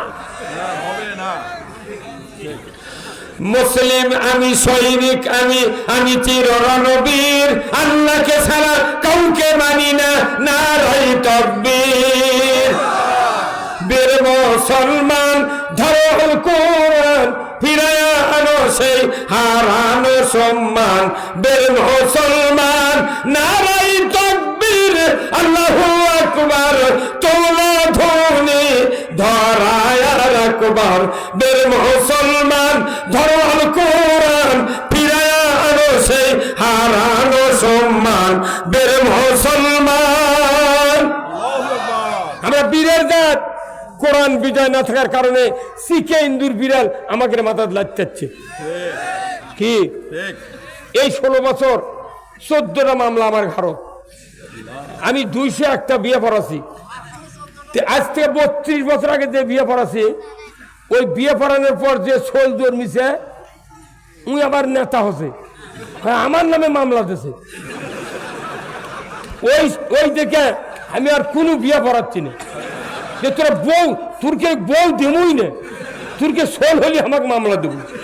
এই কি রে, এই সাধারণ আমি ভোটটাকে সাধারণ নাকি এটা ঠিক কিনা? হ্যাঁ, বিয়ে পড়ান বন্ধ দিছি। এই একটা বিয়ে এই 3 মাস আগে পড়াচ্ছি 2200 টাকা নিয়ে। বলছে হুজুর এত টাকা কে? তুই যখন বিয়ে করছিস, তোর বাপ বিয়ে করছে, প্রিন্স সাইকেল পাইছিল 318 টাকার, তখন তোর বাপ বিয়ে পড়ানো দিয়েছে 300 টাকা, তাহলে তুই এখন 2 লাখ টাকার পালসার পাচ্ছ, তোর ডিমান্ড বাড়ে, আমার বিয়ে পড়ানোর ডিমান্ড বাড়ে না। টাকা বেশি না দিলে এমন দোয়া করবো তোর বউ ভাত খাবে না, ভাত খাবে না। কথা ঠিক কিনা? আমরা না বেকায়দা হচ্ছি এখন, জানাজা করার লোক নাই। এখানে যত মানুষ আছেন, কার কার মারা যাওয়ার পর নিজের সন্তান জানাজা করতে পারবে? হাত তোলেন তো দেখে। সত্যি হাত তুলবেন, আমি এখনই মরবো, কাল জানাজা করবে আমার বেটা, ইনকে ইমাম কার কারাতে হাত তোলেন। এই যে এখন মেলা নামিছে, ময়না শোনেন, এই মাদ্রাসা মনে করবে না ছোটখাটো মাদ্রাসা। আমার ভাইরা, আল্লাহ নবী বলেছেন, ইজা মাতাল ইনসানু ইনকাতানহু আমালু ইল্লা মিন সালাসাতিন ইল্লা মিন সাদাকাতিন জারিয়াতিন আও ইলমুহু ইয়ানতুবিহিন নাস আও ওয়ালাদুন সালিহ ইয়াদুলাহু। মানুষ মরে যাবে, সমস্ত আমল বন্ধ হয়ে যাবে, তিনটা আমল জারি থাকবে। এক নাম্বার হলো সদকায়ে জারিয়া, মসজিদ মাদ্রাসা স্কুল কলেজ রাস্তাঘাট টিউবওয়েল পুকুর পুষ্করণী বৃক্ষরোপণ, এইগুলি হলো সদকায়ে জারিয়া। দুই নাম্বার হলেন যত কোরআনের বক্তৃতা শুনলেন, এই কথাগুলি যদি মানুষকে আপনি বলে দিতে পারেন, কিয়ামত পর্যন্ত যত মানুষ এই কথাগুলির উপর আমল করবে, আমার নবী বলেছেন ওই কথা প্রচারের কারণে তোমার আমলনামায় সওয়াব লেখা হবে। জয় কন্যা মারহাবা। আর আও ওয়ালাদুন সালিয়াদুলাহু, নেক সন্তান যদি আপনি বানাতে পারেন, আল্লাহর ইজ্জতের কসম, কিয়ামত পর্যন্ত আপনার কবরে সওয়াব যাবে। তাহলে নেক সন্তান কেজিত পড়ালে কি হবে? হ্যাঁ, কোথায় পড়ান লাগবে? মাদ্রাসা। যে গ্রামত মাদ্রাসা, আমি নিজে দেখেছি, যে গ্রামত মাদ্রাসা হয় ওই গ্রামের 2-3 আনা মানুষ, কি 4 জন মানুষ নয়, 5 জন মানুষ মাদ্রাসা ছাত্র দেয়, আর কেউ মাদ্রাসাত বেটা দেয় না।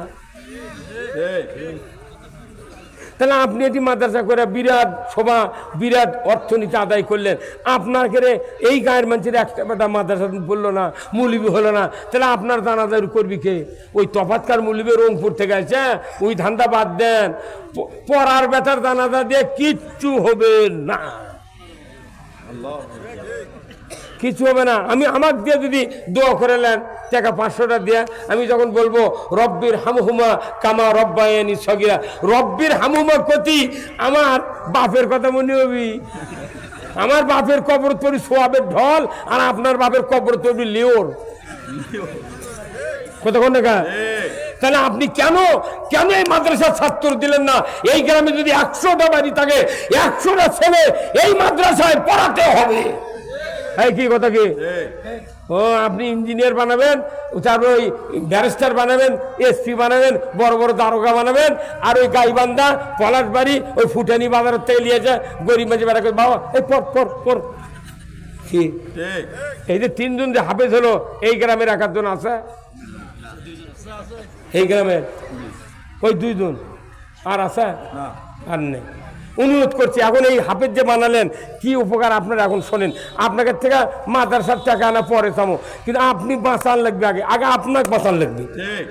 ভাইরা আমার, আল্লাহ রসুল বলেছেন, একজন হাফেজে কোরআন সে যদি হেফজ শেষ করার পর মৃত্যু পর্যন্ত হালালকে হালাল জানে, হারামকে হারাম জানে, আমার রাসূল বলেছেন ওই ব্যক্তি কিয়ামতের দিন জাহান্নামে কাবেল হয়ে গেছে, হুকুম হয়ে গেছে, এমন 10 জন ব্যক্তিকে সুপারিশ করে আল্লাহর জান্নাতে দিয়ে দিবে।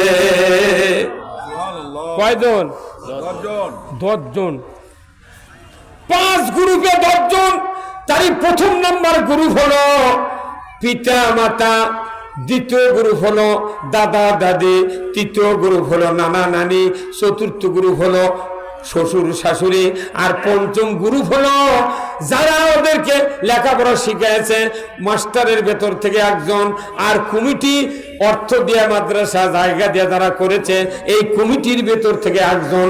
এই 10 জন লোক আল্লাহ রসুলের হাদিস, এই হাফেজ সুপারিশ করে আল্লাহর জান্নাতে দিয়ে দিবে। এটা গেল সুপারিশের কাম। দ্বিতীয় কাজ, যে পিতামাতা সন্তানকে হাফেজে কোরআন বানালেন, আমার রাসূল বলেছেন কিয়ামতের ময়দানে ওই হাফেজের বাবা আর মায়ের মাথা নূরের তাজ পরিয়ে দিবে। তামাম হাসরবাসী খালি চকচক করবি, কে বারে ওটা কে, না তো বলবি ওটা অমুক হাফেজের বাপ, ধরে কোন সুবহানাল্লাহ। তাহলে হাফেজ যত বানাবেন আপনার বাড়ি বাড়ি, তত বাপ মায়ের মাথা নূরের তাজ পরাবি কে? আল্লাহ। তাহলে এই নূরের তাজ কিয়ামত দিন যার মাথা পড়বি তাই জাহান্নামে যেতে পারে না। তাহলে বানালেন না হাফেজ, কেজি পরে বেজি বানাচ্ছেন। 22 বছর আছে, খালি পরে খালি হাঁস ধরবি আর খাবি, কথা বল। এরপরে শরীর হাফেজ তো হলোই। আমার রাসূল বলেছেন মানুষ যখন মারা যাবে, মারা যাওয়ার আগে যখন অন্তিম শয্যায় শায়িত হয়ে যাবে, ওই সময় বাবার সুরতে শয়তান ডান দিকে বসবে, মায়ের সুরতে বাম দিকে বসবে। বাবা বলবে, বেটারে 50 বছর মাথার ঘাম পায়ে ফেলে আমি তোমাকে লালন পালন করেছি রে বেটা, আমি মরণের সময় আমি ইহুদি হয়ে ধর্ম গ্রহণ করে মারা গেছি, তুমি ইহুদি হইয়া মরো। মায়ের সুরতের শয়তান বলবে, বেটারে 10 মাস 10 দিন উদরে ধারণ করেছিলাম, তোমাকে ভূমিষ্ঠের সময় রক্তাক্ত হয়েছিলাম, আমি 2.5 বছর দুধ পান করাইছিলাম, আমি তোমাকে 5 বছর মেথরের কাজ করাইছিলাম। বেটারে, ও বেটা, ও বেটা, তুমি শোনো, আমি মৃত্যুর সময় নাসারা ধর্ম গ্রহণ করে মারা গেছি, আমি নাসারা হয়ে মারা গেছি, তুমি নাসারা হইয়া মরো। বলুন তো এই বাপ আর মায়ের কথা কি শোনা যাবে? এই ধরে করে শোনা যাবে? তাহলে শোনা যাবে না। তাহলে ওই সময় আপনার বাঁচাবে কে? আমার রাসূল বলছেন, যদি আপনার কোনো সন্তান থাকে, ওই সন্তানই সৈয়দপুর মাদ্রাসায় মাথায় ব্যাগ করে, ঘাড়ি করে, কাঁধে করে, টুপি নিয়ে, টোপলা নিয়েছে, ছাত্র আপনার ছেলেকে ভর্তি করে দিয়েছেন, 5 বছর, 3.5 বছর, 4 বছরে হাফেজ হয়েছে। মৃত্যুর সময় মানুষের কানের শক্তি রহিত হয় না, জবান বন্ধ হতে পারে, কিন্তু অন্তরের অনুধাবন শক্তি বন্ধ হয় না। ওই সন্তান যখন পড়বে ইয়াসিন ওয়াল কোরআনিল হাকিম, তেলাওয়াত শুরু হয়ে যাবে। আমার রাসূল বলেছেন, এই কোরআনের আয়াত শোনার পর ওই পিতামাতা আপনি বলবেন, এই তো আমার সেই সন্তান, যে সন্তান সৈয়দপুর মাদ্রাসায় হাফেজ হয়েছিল, আমি কত কষ্ট করে হাফেজ বানাইছিলাম, এই তো আমার সেই সন্তান। আজকে যদি এই সন্তান আমাকে কোরআন যদি না শোনাতো, এই শয়তান দুই দিকে যে ওয়াসওয়াসা দিচ্ছিল, এরা পালাতো না। কোরআন শোনার সাথে সাথে শয়তান ভাগিয়ে যাবে। জোরে কন্যা মারহাবা। রাসূল বলেছেন, আমি মদিনার থেকে রুহানি সুরতে এসে ওই উম্মতের সাথে দেখা করব, বলবো, সৌভাগ্যশীল উম্মত, তোমার ভয় নাই, চিন্তা নাই, তুমি আমার চেহারা দেখো, আর ওই কোরআন শুনে শুনে ইমানের কোলে তুমি ঘুমিয়ে যাও। জোরে কন্যা মারহাবা। কোরআন শেখো, শিখাও ছেলে মেয়েকে, ওহে মুসলমান,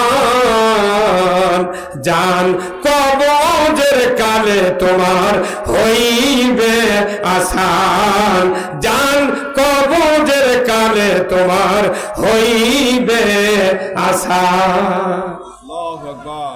কোরআন শিখে লেগে বেটা করো।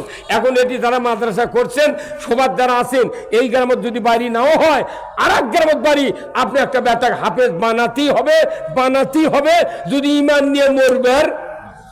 হ্যাঁ কথা কন, যদি আপনার বেটা কোরআন পড়ে না থাকে, বিটি যদি না থাকে, তাহলে মাদ্রাসার হুজুর মসজিদের ইমামক ডাক্তার গেছেন, ওরা তুলবের কাছে আলু, আর একজন কাছে জমির বীজ দিবেন, ওর ডাকে আনতে আনতে আপনার জানলিয়া ওই 30টা ব্রিজ পার হয়ে চলে যাবে। এই কথা বল না, লাভ কি হলো? আপনি মাদ্রাসার কমিটি, মাদ্রাসার সেক্রেটারি, মাদ্রাসার সভাপতি, শুভাকাঙ্ক্ষী 2 মণ ধান দিলেন, 1 মণ ধান দিলেন, কিন্তু নিজের বেটাকে আপনি মৌলবি বানালেন না, হাফেজ বানালেন না। কি দুর্গতি হবে ওই মৃত্যুর সময় জানেন? এই যে ফায়ার সার্ভিসের বাহিনী নাই ভাই, আচ্ছা কোন আগুন লাগার পর ফায়ার সার্ভিসের অফিস তৈরি করলো, চাকরি দিল, তাহলে এর মধ্যে দেশ পুড়ে গেল না ভাই? সরকার করছে কি, আগে ফায়ার সার্ভিস অফিস বানাচ্ছে, চাকরি দিছে, দমকল দিছে। প্রত্যেকটা দমকলের অফিসাররা করে কি, এই ফায়ার সার্ভিসে রাত্রে ওঠে, ভোরে উঠে গোসল করে ফজরের নামাজ পড়ে দমকলত পানি তোলে, আর ওই ডিজেল তুলে চাবি নিয়ে পোশাক পরে গাড়ি উপর বসে থাকে। ফোন করতে দেরি, গাড়ি চালু হতে দেরি নেই। দমকলের বাহিনী দেখা রেডি হয়ে থাকে আগুন লিবেনের জন্য, আজরাইল লোক তাড়ানোর জন্য নয়, এই ওয়াসওয়াসা দিবে ইনকা শয়তানের তাড়ানোর জন্য। আপনার ইমানের মৃত্যু হবে কোরআন শুনলে। এই জন্যই দমকলের অফিসারের মতো আপনার একটা বেটা উনকে শীতানোর তৈয়ার করা লাগবে। এই কথা বল না, আপনি তা বানাচ্ছেন না, খালি আনা মাদ্রাসার ধান লিবার নাই, তাই তবার থেকে কয় ওই যাচ্ছে দেও দেও দেও। কয় মণ ধান দিছেন আপনি? 20 বিঘা জমি ইরি লাগান, 30 বছর হলে 20 বিঘা জমির 20 মণ ধান ওসর ইরির। আপনার 20 বিঘা জমির আপনার 20 মণ ধান ওসর, তাহলে ইউরিয়া মনে 40 মণ ওসর। আপনি 5 মণ ধান বছরে ইটি 5 মণ, ওই আবাদত 5 মণ, 10 মণ ধান দিয়েছেন, 40-এর মধ্যে 10 মণ দিলে থাকে কয় মণ? 30 মণ ধান। 30 দিয়ে গুণ করে দেখেন কত হয়? 900 মণ ধান হয়। হ্যাঁ, 900 মণ ধান এই জমিওয়ালারা মাইরা খাচ্ছে, আর মেম্বার চেয়ারম্যান করছে তোরা মাইরা খাচ্ছ। ওরা কয় মণ গম মেরে খায় কতক্ষণ? এগুলা ওসর যদি থাকতো এই মাদ্রাসাত 2 ট্রাক ধান পাইল হয়নি। হ্যাঁ কতক্ষণ দেখা, কিন্তু হুজুরা ওসর বুঝে না, ওরা খালি কয় 1 মণ ধান দেন বাপ মা জান্নাতি। কে 1 মণ ধান পাবি কে? আল্লাহ করত করছে ওয়া তুয়া হাক্কাহু ইয়াউমা হাসাদিহি, ফসল কর্তন করার পর পরে আমার হক আমাকে দিয়ে দাও। যেটা ওসর সেটা কার হক? গরিব এতিম মিসকিন এগুলার দায়িত্ব হচ্ছে আল্লাহ লেছে, এর করে দাও। কথা ঠিক কিনা? গরিবের চামড়ার টাকা, প্রত্যেকটা কুরবানির চামড়ার থেকে গরিব পাবি। কথা কোন দেখা? অথচ কুরবানির 3 মাস আগে থেকে ঢাকার বদমাইশা কয় ট্যানারি খারাপ, এই কয়ে করতে 30 টাকা ফুট। এখন মানুষ কি চামড়া মাপিছে কোন দিন? ওর উপর ওই যারা চামড়া কেনা আলাদা করছে, এই গরু কত দাম করতে? 2 লাখ টাকা করতে 300 টাকা দমুদ দিবে চামড়া। আমার এক গরুর চামড়া এবার 300 টাকা কষে, আমি বলছি ভাই চামড়া না শুনলে আমি কোনো বেচা পারবো না। তো 300 টাকা কয়ে বেল ডুবা গেছে, উই আর আসেনি। পরে সেই চামড়া এক মাথার সাথে ফিরিয়ে দিছি, বাবা তোরা লেদা বেচা টাকা লিস। সেই চামড়া 300 টাকা দাম করলো, সেটা উই বেচেছে 700 টাকা দিয়ে। উই আবার যার কাছে বেচেছে উই বেচেছে 1250 টাকা দিয়ে। উই আবার যার কাছে বেচেছে উই বেচেছে 2200 টাকা দিয়ে। উই যার কাছে বেচেছে ঢাকাত করছে আমি আর নাম্বার দিতে পারবো না হুজুর। পরে আমি একটা কালেক্ট করে দেখি যে উই সেই চামড়া বেচেছে 4500 টাকা দিয়ে। বেচে ভারতের ছাড়া কোনো চামড়া পাকা হয় না। এখন এই হিন্দুকে দেশের চামড়া পাকা করার জন্য চলে গেছে ভারতত। কতক্ষণ ভারতত গেছে, এখন এই ভারতত যায় ওই চামড়া পাকা হয়। যে চামড়া আমার 300 টাকা কষে, ভারতের থেকে পাকা হয় ওই চামড়া 12,500 টাকা দিয়ে বাংলাদেশে কিনে এসে নিয়ে আসে। ওই এক গরুর চামড়া দিয়ে 1.5 লাখ টাকার জুতো বেয়েছে। কাল্লার চামড়া বেঁচেছে 6 জোড়ার বাটার স্যান্ডেল, 6 জোড়ার দাম হলো 599 টাকা করে। এই কতক্ষণ কাল্লার চামড়া দিয়ে 6 জোড়া হতে গোটা গরু পরে আছে। একটা শু যদি বানাতে পারে 1 নম্বর চামড়া দিয়ে ফাইন করে, তাহলে 10,000 টাকা দাম 1 জোড়া। তাহলে একটা গরুর চামড়া কতটি নিতে হয় জানেন আপনি? গরিবেরা টাকা পাবি দেখে কয় ট্যানারি খারাপ, ওরা আবার বেঁচে নিয়ে এসে বাটা কোম্পানি পায় 100 কোটি টাকা ইনকাম করছে, গরিব টাকা পায় না।